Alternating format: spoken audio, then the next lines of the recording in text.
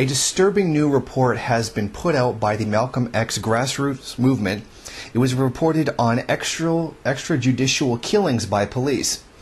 It shows that since January 1st, 2012, 110 black people have been killed by the police. That is one person every 40 hours. Every 40 hours, the police kill a black person. Now, here is the official press release on it. Nowhere is a black woman or man safe from racial profiling, invasive policing, constant surveillance, and overriding suspicion. All black people, regardless of education, class, occupation, behavior, or dress, are subject to the whims of the police in this epidemic state of initiated or condoned violence. In addition to these extrajudicial killings against black people, 680,000 people have had the stop and frisk in New York, with over 90% of those being black and brown men, with less than 5% resulting in any weapons ever being recovered. This is clearly a racist harassment policy. In these incidents, there has been a huge increase in police shootings. The department has previously tried to blame these shootings on increasingly violent citizens, when in fact the police were actually the aggressors in the situation.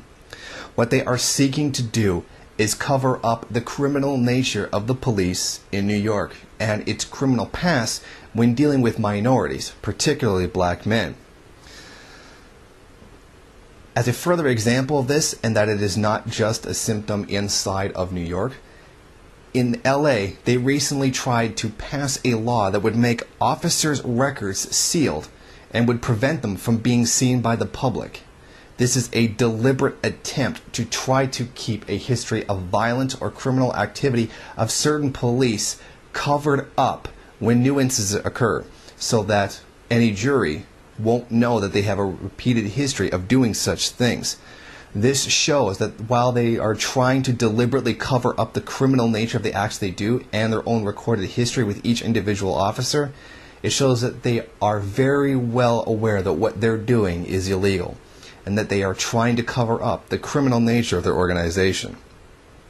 With all of this, one black person killed every 40 hours, the complete inefficiency of the stop and frisk policy and its blatant and obvious racial profiling, and the fact the police are trying to seal their own records from being made public, shows that this is not a few bad apples.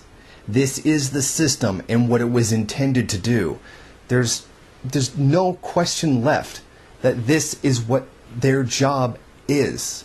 It is not a few bad apples. It is not an aberration in an imperfect system. This is the system itself.